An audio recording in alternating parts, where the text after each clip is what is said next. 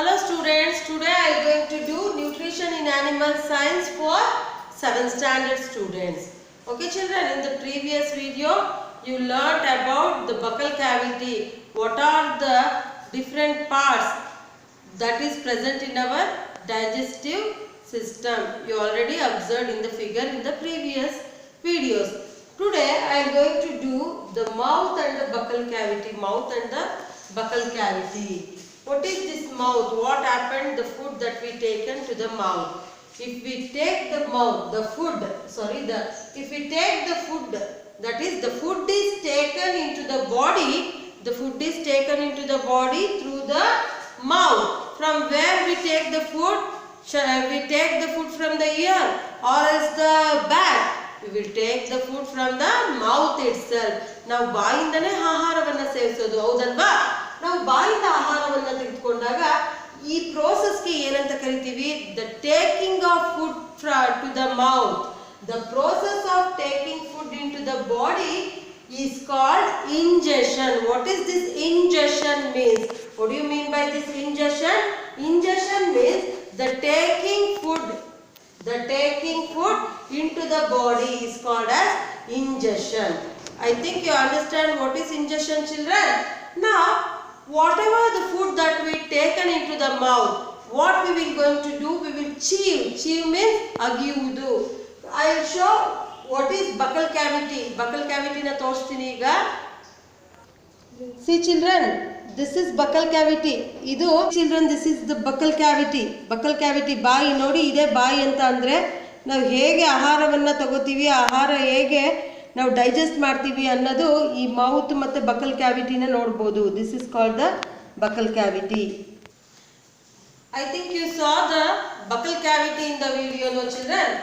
How we take the food, how we chew the food in our mouth by using our teeth, by the salivary glands. We chew the food with the teeth. ನಮ್ಮ ಹಲ್ಲಿನಿಂದ ನಾವೇನು ಮಾಡ್ತೀವಿ? ನಾವು ಏನು ಆಹಾರ ತಗೋತೀವಿ ಅದನ್ನ we will chew ಅಂದ್ರೆ ಅಗಿತೀವಿ. And it breaks down mechanically. It breaks down mechanically into small pieces. ನಾನು before in the previous videos I explained that whatever the food, ನಾವು ಏನು ಆಹಾರವನ್ನು ಸೇವಿಸ್ತೀವಿ ಅಂದರೆ ಮಟನ್ನೋ ಚಿಕನ್ನೋ ಏನೋ ಬಾಯಿಗೆ ಹಾಕಿರ್ತೀವಿ, ಆ ಪೀಸ್ ಹಾಗೆ ಇರುತ್ತಾ? No, it will won't become like that itself. It will become soft, that it becomes simpler one. Simpler ಅಂತ ಹೇಳಿದೆ. ನಾವು ಈಗ ಒಂದು ಆ್ಯಪಲ್ ತೊಗೊಂಡ್ರೆ ಆ್ಯಪಲ್ ಇಡೀ ಆ್ಯಪಲ್ನೇ ಹೊಟ್ಟೆ ಒಳಗೆ ಹಾಕೋತೀವಾ? ಇಲ್ಲ, ನಾವು ಏನನ್ನ ತಗೋತೀವಿ ಅದು ಏನಾಗುತ್ತೆ? Simple form. ನಾವು ಫಸ್ಟು ಟೇರ್ ಮಾಡ್ತೀವಿ, ಆಮೇಲೆ ಚೀವ್ ಮಾಡ್ತೀವಿ. along with the salivary glands it becomes simpler one. Is it not? Likewise, we chew the food and with the teeth from which we will chew, from the teeth we will chew the object, that is we will chew the food, and it breaks down into mechanically into small pieces. ಅದು ಚಿಕ್ಕ piece ಆಗಿ ಏನು mechanic ನಾವು ಚೆನ್ನಾಗಿ ಅಗಿತೀವಿ ಅಲ್ವಾ, ಅಗಿದಾಗ ಏನಾಗುತ್ತೆ? ಅದು ಸಣ್ಣ ತುಣುಕುಗಳಾಗುತ್ತೆ. And each tooth is rooted in a separate socket of gums. Teeth. See all this one. See here, this is my teeth. All this called as teeth. ಎಲ್ಲವನ್ನು ಸೇರಿ ಹಲ್ಲುಗಳು ಅಂತ ಕರಿತೀವಿ. ಒಂದೇ ಒಂದು ಸಿಂಗಲ್, ಇದಕ್ಕೆ ಏನಂತೀವಿ? ಒಂದೇ ಒಂದು ಸಿಂಗಲ್ಗೆ tooth. The single is tooth and all is called teeth. Understand children? ನಿಮ್ಗೆ ಗೊತ್ತಾಯ್ತಾ ಮಕ್ಕಳ? ಒಂದೇ ಒಂದಕ್ಕೆ ಹಲ್ಲು ಅಂತೀವಿ. ಈ ಟೀತ್ ಅಂದ್ರೆ ಹಲ್ಲುಗಳು ಅಂತ. ಈಚ್ ಟೂತ್, ಒಂದೊಂದು ಹಲ್ಲು ಕೂಡ it is rooted in a separate socket of gum. Gum ಅಂತ ಅಂದ್ರೆ ನೀವು ಅಂಟಿಸ್ತಿರಲ್ಲ ಬುಕ್ಗೆ, ಆ ಗಮ್ ಅಲ್ಲ ಮಕ್ಕಳ. ದಿಸ್ ಗಮ್ ಇಸ್ ಒಸಡು. ಅದು ಏನು ಅಂದ್ರೆ ಸಪರೇಟ್. ಆ ಒಸಡು, ಒಂದೊಂದು ಒಸಡಿನಿಂದನೂ ಆ ಹಲ್ಲು ಏನಾಗಿರ್ತದೆ? ಒಳ್ಳೆ ಸಾಕೆಟ್. ಈಗ ನೀವು ಪ್ಲಗ್ ಹಾಕಕ್ಕೆ ಒಂದು ಸಾಕೆಟ್ ಇರುತ್ತಲ್ಲ, ಅದರೊಳಗೆ ಎರಡು ಸ್ಟೀಲ್ ತರ ಇರುತ್ತೆ, ಅದಕ್ಕೆ ಒಂದು ಹೋಲ್ ಇರುತ್ತೆ, ಆ ಹೋಲ್ ಒಳಗಡೆ ಸ್ಕ್ರೂ ಫಿಟ್ ಮಾಡ್ತೀರಾ ಅಲ್ವಾ? Like that there is a fitting of tooth in a socket of gum. ಆ ಗಮ್ ಅನ್ನೋ ಅಂತ ಸಾಕೆಟ್ ಒಳಗೆ ಫಿಟ್ ಆಗಿರುತ್ತೆ. I think you understand. Our tooth is rooted in a separate gum and our teeth vary in appearance and perform different function. It varies separate function function. ಈಗ ಇಷ್ಟೊಂದು ಹಲ್ಲುಗಳು ನಾವು ಹೇಳ್ತಾರೆ ಮಾತಾಡ್ಬೇಕಾದ್ರೆ 32 ಹಲ್ಲು ನಿನ್ನಲ್ಲಿ ಇರೋದು ಅಂತ, ಫುಲ್ ಎಲ್ಲ ಹಲ್ಲು ಹಿಂಗಲ್ಲು ಸ್ಮೈಲ್ ಕೊಟ್ಬಿಡ್ತೀಯಾ ಅಂತಾರಲ್ವಾ. ಅಂದ್ರೆ ಅಷ್ಟು ಹಲ್ಲು ಕೂಡ ಒಂದೇ ಫಂಕ್ಷನ್, ಅಂದ್ರೆ ಒಂದೇ ಕೆಲಸವನ್ನ ಮಾಡಲ್ಲ. ಎಲ್ಲ ಸಪ್ರೇಟ್ ಹಲ್ಲುಗಳು ಕೂಡ ಒಂದೊಂದು ಕೆಲಸವನ್ನ ನಿರ್ವಹಿಸ್ತದೆ. ಯಾವ ಯಾವ ಹಲ್ಲು ಯಾವ ಯಾವ ಕೆಲಸವನ್ನ ನಿರ್ವಹಿಸ್ತದೆ ಅನ್ನೋದನ್ನ let us see. Okay children, let us move on here. How many types of teeth were there? There are 2 sets of teeth. 2 set of teeth ಇದೆ. ಯಾವ್ಯಾವುದು ಅದು 2 set of teeth? ಚಿಕ್ಕ ಮಕ್ಕಳಲ್ಲಿದ್ದಾಗ in the infant age ಅಂದ್ರೆ ಮಗುವಿನ ನಾವು ಚಿಕ್ಕ ಮಕ್ಕಳಾಗಿದ್ದಾಗ ಅದಕ್ಕೆ milk teeth ಅಂತ ಕರಿತೀವಿ. ಮಿಲ್ಕ್ ಟೀತ್ ಮೀನ್ಸ್ ಹಾಲಲ್ಲು ಅಂತಾರೆ. ಅದು it is N temporary teeth, it is not an permanent teeth. ಮಕ್ಕಳಲ್ಲಿ, ಚಿಕ್ಕ ಮಕ್ಕಳಲ್ಲಿ, that is in the age of our first set of teeth is grows at the age of 6 to 8. 6 ವರ್ಷದಿಂದ 8 ವರ್ಷಕ್ಕೆ ಬರೋ ಅಂತ ಹಲ್ಲುಗಳನ್ನ ಹಾಲಲ್ಲು ಅಂತಾರೆ. ಆ ಹಲ್ಲು ಬಿದ್ದ ನಂತರ ನಮಗೆ ಪರ್ಮನೆಂಟ್ ಹಲ್ಲು ಬರೋವಂಥದ್ದು. ಈ temporary set of teeth it will fall down. ಅದು ಬೇಗ ಹಲ್ಲು ಉದುರ್ಬಿಟ್ಟು ಏನಾಗುತ್ತೆ, ಮತ್ತೆ ಹೊಸ ಹಲ್ಲು ಬರುತ್ತೆ. ಅದನ್ನ permanent second set of teeth is permanent teeth. Second set of teeth is permanent teeth. First set of teeth is milk teeth. And permanent teeth, it lasts throughout our life. Idu permanent teeth, the name itself permanent. ಅದು ನಾವು ಯಾವಾಗಿಂದ permanent teeth ಬೆಳೆಯುತ್ತೆ ಅದು ಎಲ್ಲಿವರೆಗೂ ಇರುತ್ತೆ? It last through out our life, ನಮ್ಮ ಜೀವ ಇರೋವರೆಗೂ ಇರುತ್ತೆ. ಅಂದ್ರೆ ವಯಸ್ಸಾದ ನಂತರ ಆರ್ ಫಾಲ್ ಆಫ್, ಯಾವಾಗ ಬಿದ್ದೋಗುತ್ತೆ? During the old age. ನಾವು ಮುದುಕರಾಗ್ತೀವಲ್ಲ, ವಯಸ್ಸಾದಾಗ ಆ ಹಲ್ಲುಗಳು ಬಿದ್ದೋಗುತ್ತೆ. Are in some dental disease, ಕೆಲವೊಂದು ಹಲ್ಲಿನ ಕಾಯಿಲೆಗಳಿಗೆ ಉಳ್ಕಲ್ಲಾಗೋದು ಇದೆಲ್ಲ ಇರ್ತದಲ್ವಾ, ಆಗ ಮಾತ್ರ ಬೀಳೋ ಸಾಧ್ಯತೆ. ಅದಾಗತ್ತೆ ಏನಾದ್ರೂ ಬಿದ್ದೋದ್ರೆ ನಿಮ್ಗೆ ಪರ್ಮನೆಂಟ್ ಅಲ್ಲಿ once if it fall off it old grows again.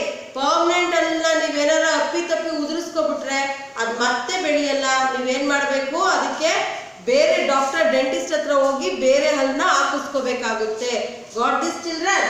Okay, I think you understand what are the 2 sets of teeth. 2 set of teeth ಯಾವ್ದು ಅಂತ ಗೊತ್ತಾಯ್ತು. ಪರ್ಮನೆಂಟ್ ಟೀತ್, ಮಿಲ್ಕ್ ಟೀತ್ ಅಂತ ನಿಮ್ಗೆ ಗೊತ್ತಾಯ್ತು. Okay, there are different kind of teeth which functions different. ಅಂದ್ರೆ ಒಂದೊಂದು ಅದರದೇ ಆದಂತಹ ಸಪ್ರೇಟ್ ಫಂಕ್ಷನ್ಗಳು ನಡೆಯುತ್ತೆ. ನಮ್ಗಿರೋ ಅಂತ ಹಲ್ಲುಗಳು 32 ಹಲ್ಲು ಒಂದೇ ಕೆಲಸ ಮಾಡಲ್ಲ. ಯಾವ್ಯಾವ ಹಲ್ಲು ಯಾವ್ಯಾವ ಕೆಲಸ ಮಾಡ್ತದೆ ಅಂತ let us see now. First one is called as molar. Premolar, canine and incisors. Molar, premolar, canine and incisor. These are the 4 types of teeth present in our teeth set. See, what are molar?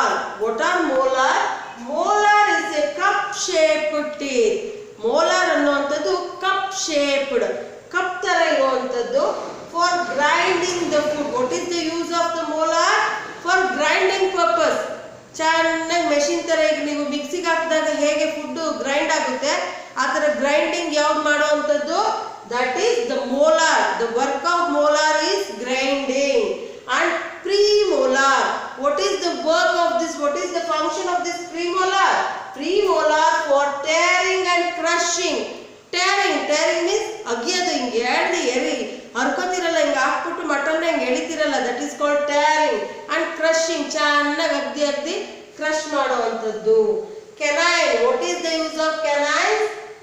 Sharp teeth used for tearing. Sharp teeth, ನೀವು ನಾಯಿಗಳಲ್ಲಿ ಅಲ್ಲ ಅಂತ ಬಿಟ್ಟಿರ್ತದೆ, ಆಗ ನೋಡ್ತೀರಾ ಅಲ್ವಾ, ಈ ಕಡೆ ತುಂಬಾ ಶಾರ್ಪ್ ಆಗಿರ್ತದೆ, ಅದನ್ನ ಕೆನೈನ್ ಅಂತಾರೆ. ಅದು ಏನಕ್ಕೆ ಶಾರ್ಪ್ ಟೀತ್? ಟೇರಿಂಗ್, ಕೌರಿಂಗ್ ಎಳಿಯಕ್ಕೆ ಹೆಲ್ಪ್ ಮಾಡುತ್ತೆ.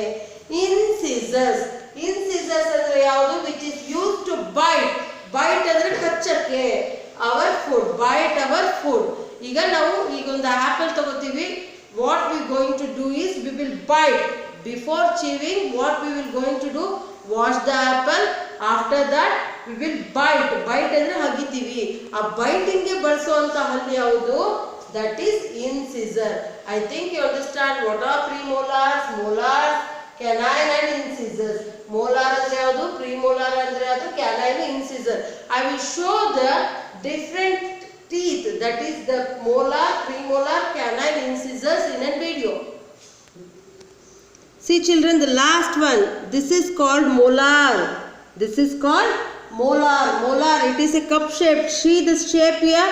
That is a cup shaped. Adu cup shape ide nodidri alva makla? Adu cup shape which is used for grinding of food. And premolar. Premolar annadu for tearing. It is for tearing and crushing. Tearing ಮತ್ತೆ ಹಗ್ಯಕ್ಕೆ ಮತ್ತೆ ಅದು crush ಮಾಡಲಿಕ್ಕೆ ಇರುವಂತದ್ದು.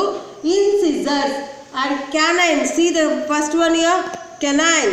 Canine ಅನ್ನೋದು sharp teeth.